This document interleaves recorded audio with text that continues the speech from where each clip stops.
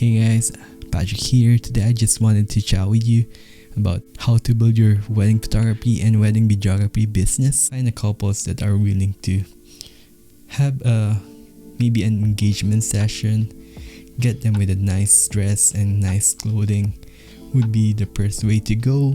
And to be honest, couples won't trust to hire a photographer that they can't even show a photos. So for me, starting out, I have to find the couples that are interested in posting for me or having a hangout or kinda like go out for a walk and take some photos. And number 2 on my list is shoot for free. If you're actually willing to do the hard work first to build the portfolio, even on the wedding day, you have to find a couple that doesn't have a photographer or doesn't have a videographer. I didn't do this at first of my wedding filmmaking. I charged about $700 New Zealand dollars when I first shot my wedding, and I didn't get the bride that I want. The couples that I like to work with.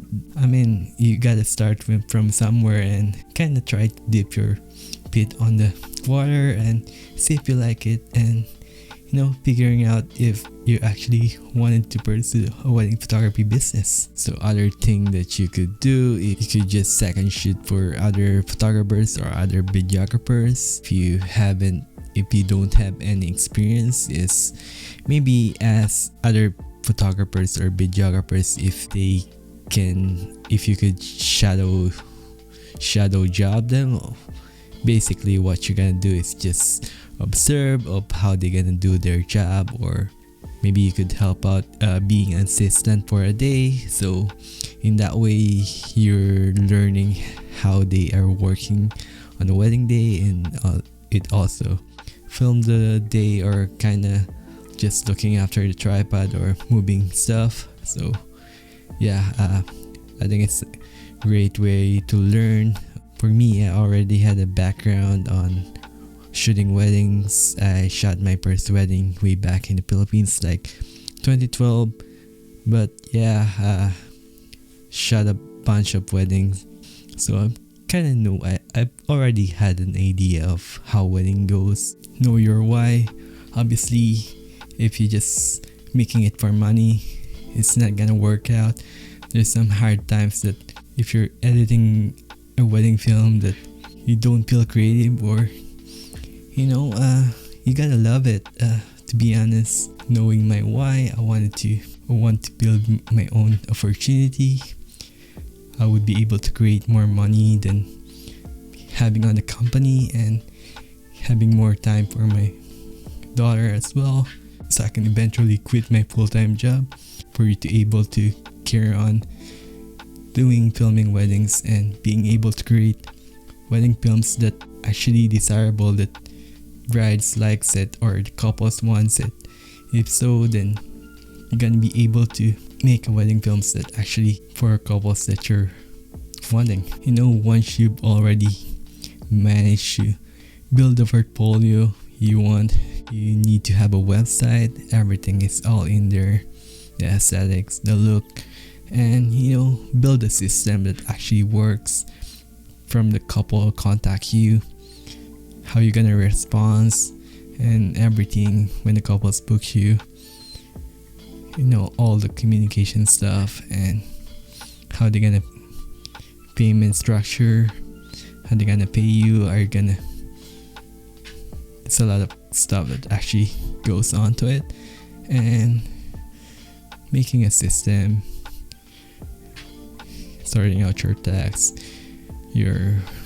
register your business, and have your own bank account for your business, and tracking the numbers, the expenses, and obviously the income.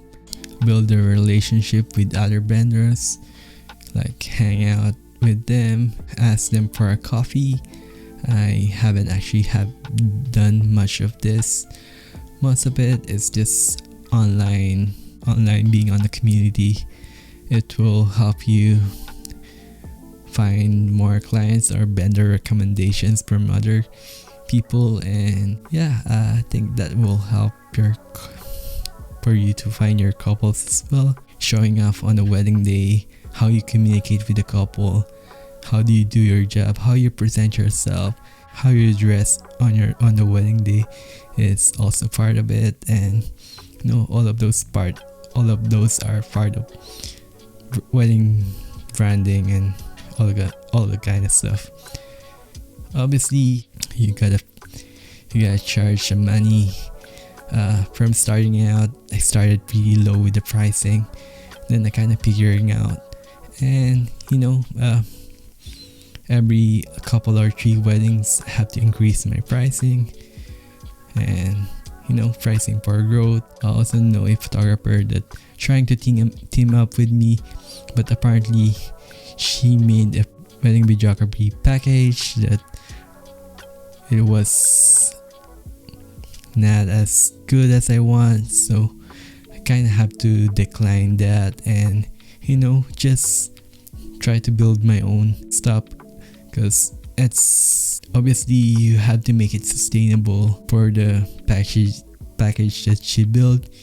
She's added a lot of value, but the increase of the pricing is a couple of $100 is not enough. So to me, I have to decline that, as it's unfair for my couples as well. And it's also, I wanted to not to be super stress on my clients, and obviously I wanted to make time to edit for the best quality work that I could provide for my present couples. So knowing your numbers, your limits is also part of how to start up a business, because if you're it's like a compounding interest. If your work is compounding, and it's not good for your health, for your brain, and for your mental, you gotta know the limits.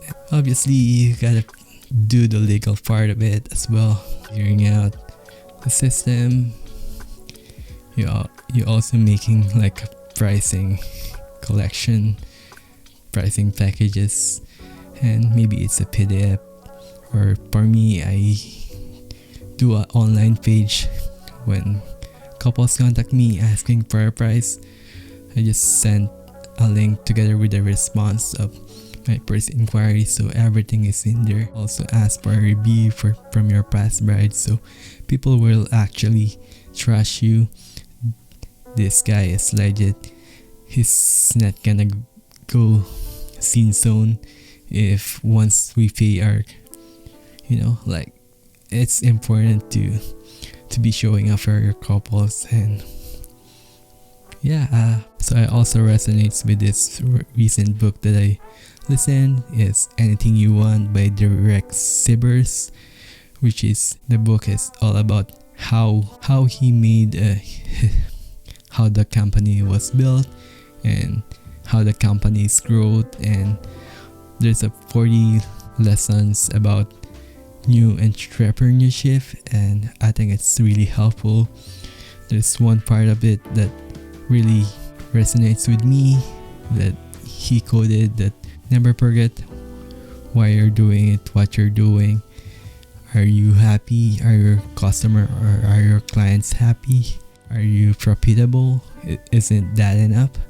So to me, no, always know why, what you're doing it. And if the couples are happy, if you are happy with what you're doing, obviously, then also it's important to make a profit from what you're doing. It's part of the business, and for you to be able to make great films that actually have an impact for your couples, that they gonna value, is it is part of the business. And you gotta keep making films that, obviously, you gotta love what you do, and to be able to provide more films that actually great, is you have to put that work. And yeah, I think that's all about it. It is gonna snowball, and once you keep making films that you produce, obviously you gotta show your work.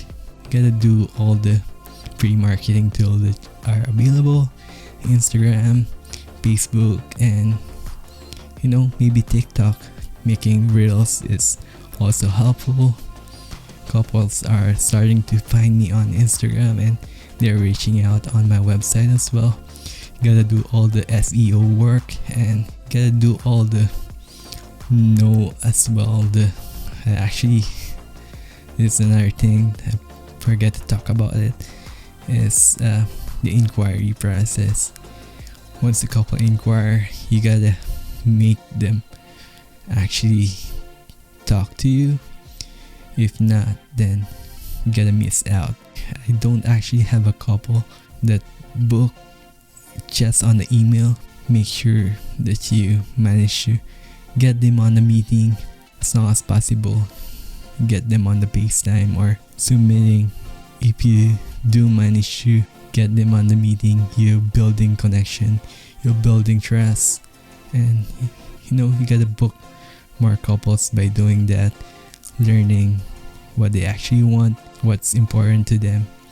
So by doing that, you're actually knowing if you're the right fit for them. If not, then it is not gonna work out. At the end of it, it's just gonna be pain in the butt. Make sure you have also a contract. If not, then it's, I don't know, you gotta make a contract as well. I forgot to talk about that, but that is important. This video is kind of rumble, but hey, hopefully you find value on this video. And yeah, thank you very much. Eventually, the photography and the videography business that you build is gonna snowball, and couples will actually find you, and you can eventually maybe quit your job. Hopefully you found value on this video, and please consider subscribing, and I'll talk to you on the next one. Cheers, guys.